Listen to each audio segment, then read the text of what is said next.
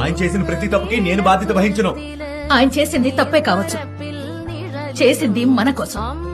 ఒక్క నెల నుండి సంపాదిస్తున్న నీకే ఇంత కోపం వస్తోందంటే 30 సంవత్సరాలుగా ఇంటి కోసం కష్టపడుతున్నా ఆయనకి కోపం రావడం తప్ప?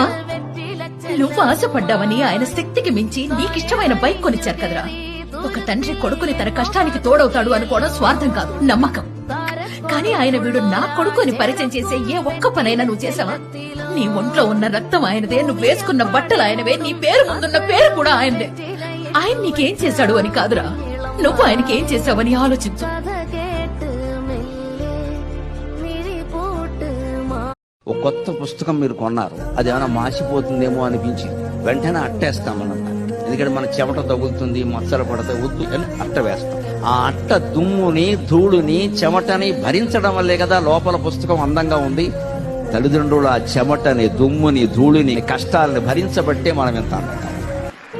వాళ్ళు మీకోసం వ్యవసాయం